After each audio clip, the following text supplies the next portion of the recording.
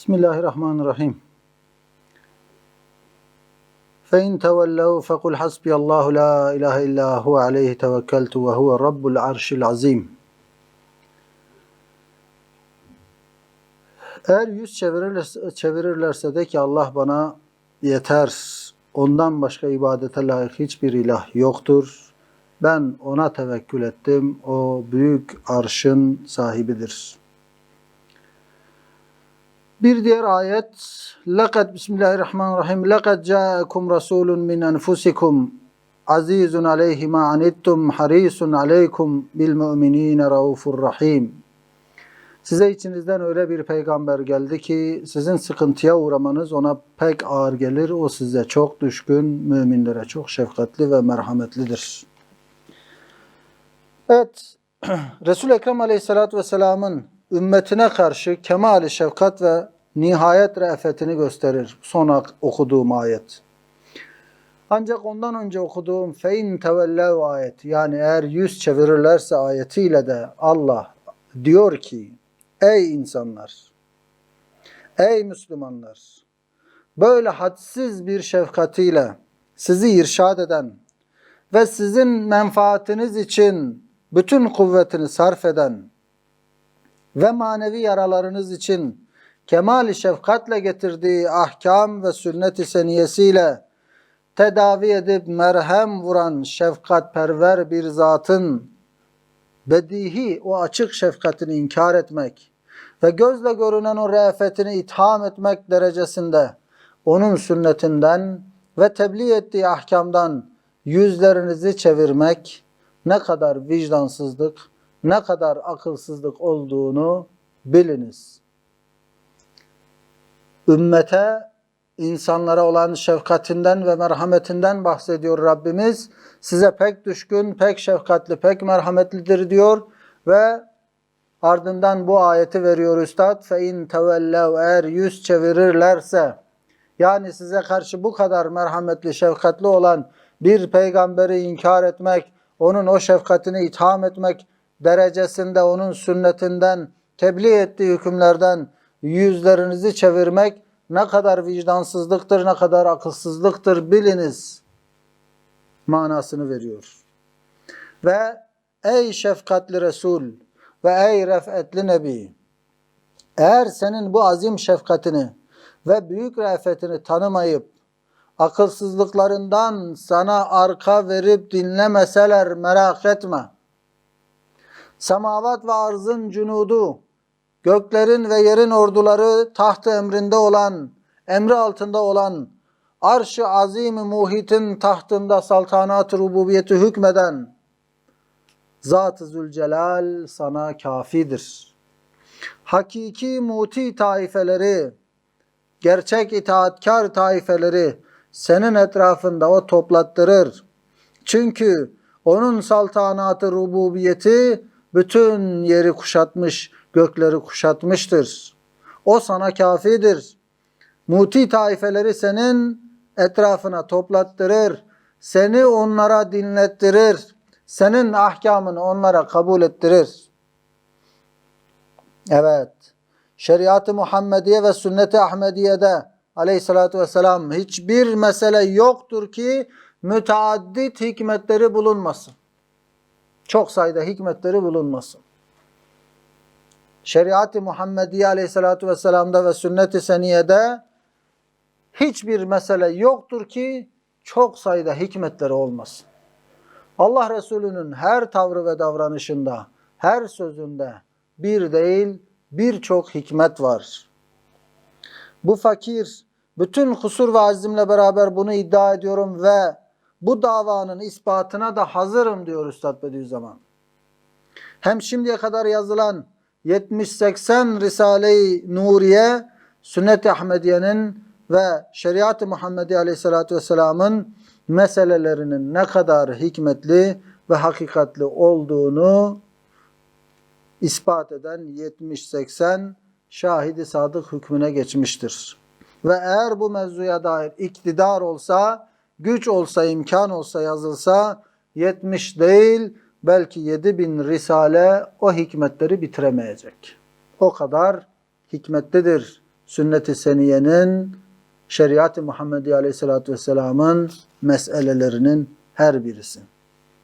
Hem ben şahsımda bil müşahede ve zevken, belki 1000 tecrübatım var ki, 1000 tecrübem var ki, mesail-i şeriatla sünnet-i seniye düsturları, yani şeriatın meseleleri ve sünnet-i seniyenin düsturları, emraz-ı ruhaniyede, yani ruhi hastalıklarda ve akli hastalıklarda ve kalbi hastalıklarda, hususen emraz-ı içtimaiyede, toplumsal hastalıklarda gayet nafi, faydalı bir devadır bildiğimi ve onların yerini başka felsefi ve hikmetli meselelerin tutmadığını bilmüşahede kendim hissettiğimi ve başkalarına da bir derece bu risalelerde ihsas ettiğimi, hissettirdiğimi ilan ediyorum.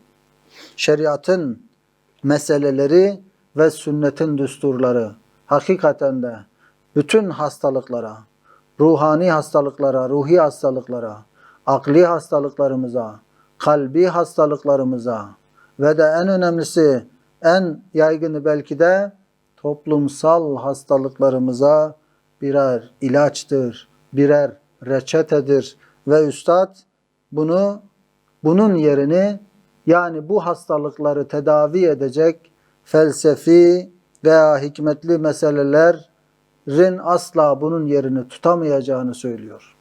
Evet, hangi felsefi hikmet, hangi beşeri bilgi bu reçetelerin yerini tutabilir acaba? İnsanın aklını, kalbini, ruhunu yaratan Allah, o kalbin, o ruhun, o aklın hastalıklarını da en iyi bilen değil midir? Ve bu hastalıkların çaresini, tedavisini, ilaçlarını da en iyi bilen o değil midir? Bütün insanlığı yaratan o, bütün insanlığın hacatını, ihtiyacını en iyi bilen o, dertlerine dermanı veren o. Dolayısıyla yerin, göğün ve bütün insanların yaratıcısı olan Allah'ın koyduğu düsturlar, o şeriatın meseleleri insanın her derdine derman olmayacak mı? Elbette olacak ve bu dertlere derman olamaz felsefi akımlar veya diğer beşeri hikmetler. Onun yerini asla tutamaz. Bu davamda tereddüt edenler Risale-i Nur eczalarına, kısımlarına bakıp görsünler. İşte böyle bir zatın sünnet-i seniyesine elden geldiği kadar ittibaya çalışmak, uymaya çalışmak ne kadar karlı ve hayat-ı ebediye için ne kadar saadetli ve hayat-ı dünyeviye için ne kadar menfaatli olduğu kıyas edilsin. Evet, tüm meselelerinde hikmet var. Sünnet-i seniyenin tüm düsturlarında sayısız hikmetler var. O halde onların yerini hiçbir şeyin tutamayacağını bilmemiz lazım ve bütün o toplumsal hastalıklarımızda, kalbi, akli ve ruhi hastalıklarımızda çare, reçete, o düsturlara müracaat etmek, uymak, ittiba etmektir. Peki sünnet-i seniyeye ittiba etmek için şimdi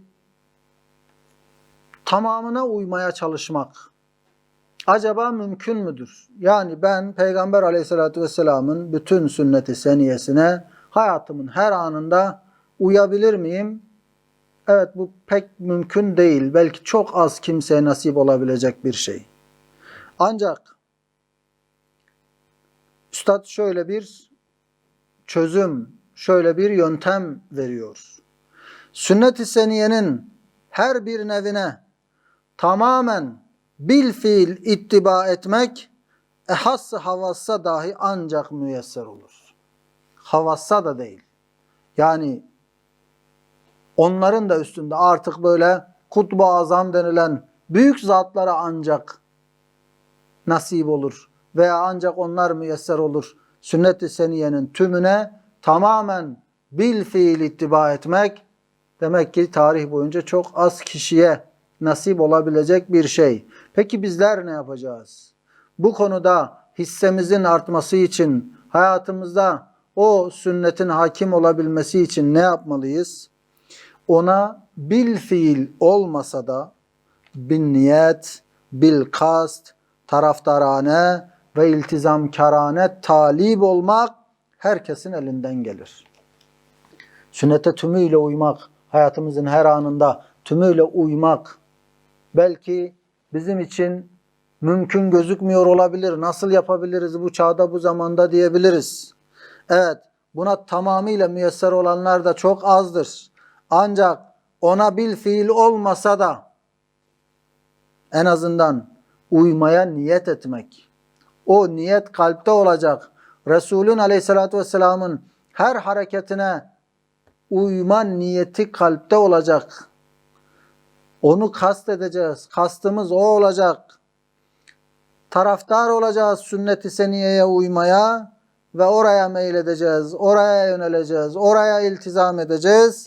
İşte bu herkesin elinden gelebilecek bir şeydir. Farz ve vacip kısımlara zaten ittibaa mecburiyet var. Yani farz kısımlarına zaten uyulacak o sünnet-i seniyenin o vacip denilen kısımlarına herkes uymak zorundadır.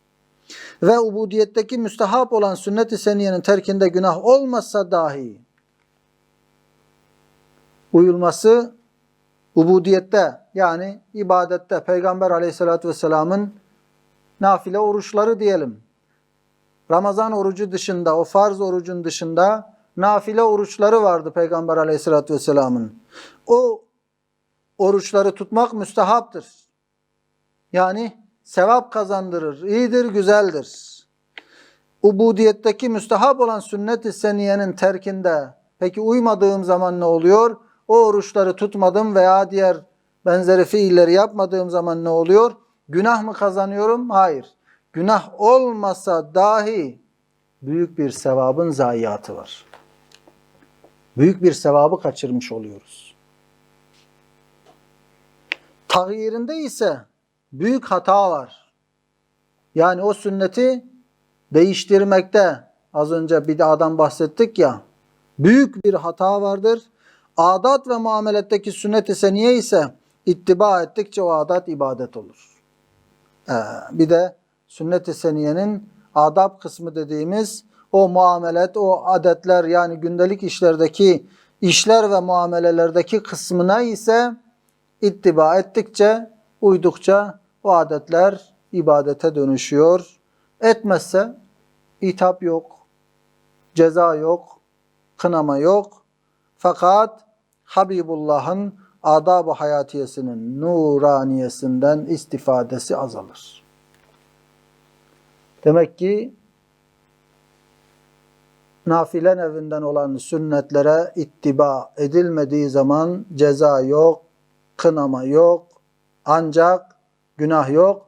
Ancak o nurdan istifade azalır, büyük bir sevap kaçırılmış olur, büyük bir kazançtan mahrum olmuş oluruz.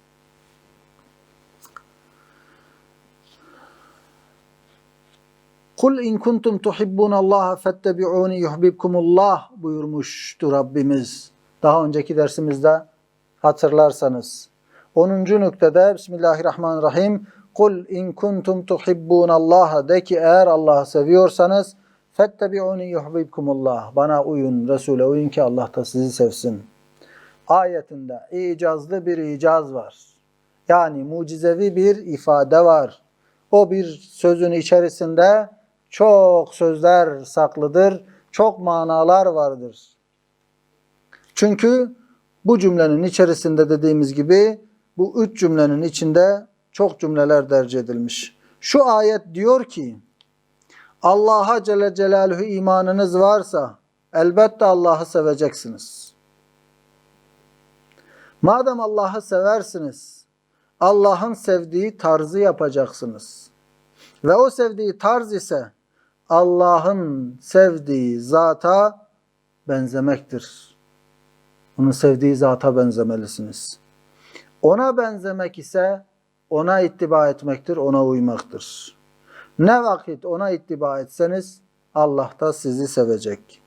Zaten siz Allah'ı seversiniz ta ki Allah da sizi sevsin. Bu okuduğumuz ayetten demek ki o birkaç cümlenin içerisinde çok cümle var. Eğer Allah'ı seviyorsanız, yani eğer Allah'a imanınız varsa Allah'ı seveceksiniz. Kul in kuntum tuhibbun Allah'a, de ki Allah'ı seviyorsanız fettebi'uni, bana uyun, peygambere uyun. O zaman madem Allah'ı seversiniz, Allah'ın sevdiği tarzı yapacaksınız. O sevdiği tarz nedir o zaman? Onun sevdiği zata, yani Resulüne benzemek. Ona benzemek nasıl olacak? Fettebi'uni, bana uyunuz. Yani ona uyulacak. İşte o zaman Allah sevecek. Fettebi'uni yuhbibkumullah. Allah da sizi sevsin. İşte zaten siz Allah'ı seversiniz ki böylece ta ki Allah da sizi sevsin. İşte bütün bu cümleler şu ayetin yalnız mücmel ve kısa bir mealidir. Kısa bir mealidir bu söylediklerimiz. Demek oluyor ki insan için en mühim âli maksat Cenab-ı Hakk'ın muhabbetine mazhar olmasıdır. En yüksek maksat o. Allah'ın sevgisini kazanmak, muhabbetine mazhar olmaktır.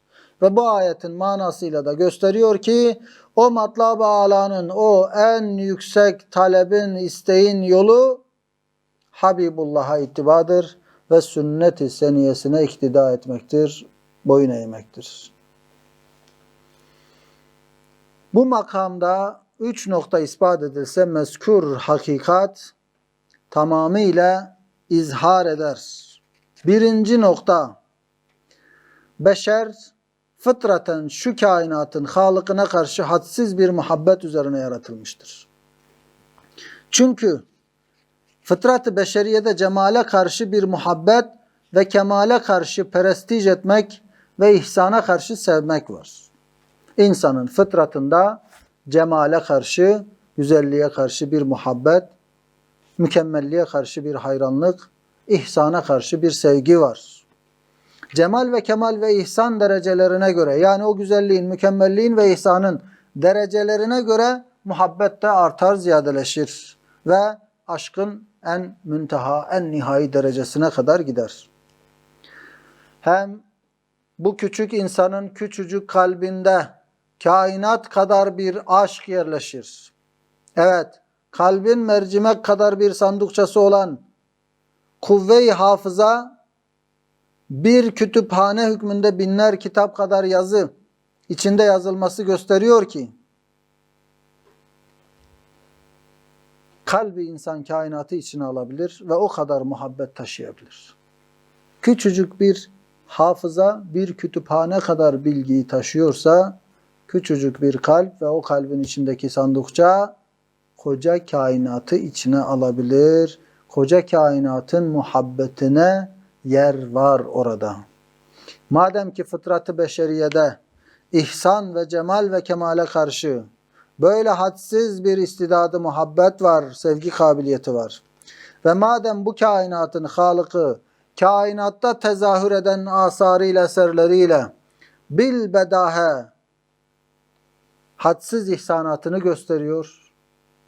Elbette o zişuurların en cami, en muhtacı, en mütefekkiri, en düşüncelisi ve en müştakı olan beşerden hadsiz bir muhabbeti iktiza ediyor, istiyor, gerektiriyor. Madem insanda böyle bir duygu var, ihsana, cemale, kemale karşı bir nihayetsiz bir muhabbet var ve madem Allah'ın açıkça göründüğü gibi cemaliyle, kemaliyle, keremiyle verdiği hadsiz nimetler var, o zaman bu nimetler karşısında Allah o şuur sahibi insanlardan, o düşünce sahibi insanlardan neyi istiyor? Hadsiz bir muhabbeti istiyor. Evet, her bir insan o Halık-ı Zülcelal'e karşı hadsiz bir muhabbete kabiliyetli, müstahit olduğu gibi o Halık dahi herkesten ziyade cemal ve kemal ve ihsanına karşı hadsiz bir mahbubiyete, sevilmeye müstahaktır. Hatta insan-ı müminde hayatına ve bekasına ve vücuduna ve dünyasına ve nefsine ve mevcudata karşı her türlü muhabbetleri, şiddet alakaları o istidat-ı muhabbet-i ilahiyenin tereşşuhatıdır. Yani benim kendi vücuduma, kendi bedenime, kendi nefsime, mevcudata, aleme karşı olan bütün o muhabbetlerim, şiddetli alakam aslında o muhabbet-i ilahiyedendir. Ona teveccüh kılınması gereken o muhabbetin yansımalarıdır. Ben burada kullanıyorum. Ben yanlış yerde kullanıyorum. Onun namına değilse eğer. Ama onun namına elbette insan kendini de sever, onun bir eseriyim diye. Kainatı da sever, onun mucizevi bir eseridir diye. Ama nefis hesabına olan bu sevgiler işte hakiki ona tevcih edilmesi gereken o muhabbetin gasp edilerek gayrimeşru yolda kullanılması demektir. İşte bu halet ruhiyeye binaen insan, eğer her insana ait enva ihsanat-ı ilahiyeden yalnız bunu düşünse ki, benim Halık'ım beni zulümat-ı ebediye olan, yani ebedi karanlık olan Adem'den, yokluktan kurtarıp, bu dünyada bir güzel dünyayı bana verdiği gibi, ecelim geldiği zaman, beni idam ebedi olan, yani ebedi yokluk olan Adem'den ve mahvtan yine kurtarıp, baki bir alemde ebedi ve çok şaşalı bir alemi bana ihsan edecek. O alemin umum lezzetlerini ve güzelliklerini bana nimet olarak verecek. Ve beraberinde çok sevdiğim, alakadar olduğum bütün akrabalarımı, dostlarımı ve ebnai cinsimi öyle hadsiz ihsanlara mazhar edecek. Ve o ihsanlar bir cihette bana ait oluyor. Alakadar olduklarıma yapılan ihsanlar da bir cihette bana oluyor. Zira onların saadetleriyle mes'ud ve mütelezziz oluyorum. Madem el-ihsanu abidul ihsan, yani insan ihsanın kuludur sırrıyla herkeste ihsana karşı bir prestij var. Elbette böyle ebedi ihsanlara karşı kainat kadar bir kalbim olsa o ihsana karşı muhabbetle doldurmak gerekir ve isterim. Ben bil fiil o muhabbeti etmezsem de bil istidat, bil iman, bin niye, bil kabul, bil takdir, bil iştiyak, bil iltizam, bil irade suretinde ediyorum diyecek.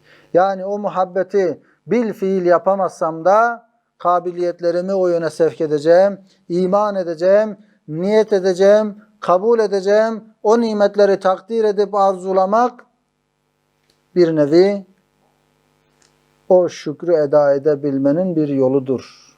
Cemal ve kemale karşı insanın göstereceği muhabbet ise icmalen işaret ettiğimiz ihsana karşı muhabbete kıyas edilsin. Kafir ise küfür cihetiyle hadsiz bir düşmanlık eder, hatta kainata ve mevcudata karşı zalimane ve tahkirkarane bir adavet taşıyor. Evet, o zaman demek ki bu muhabbet insanın kalbine yerleştirilmiş ve o muhabbetin layıkıyla kullanılması gerekiyor.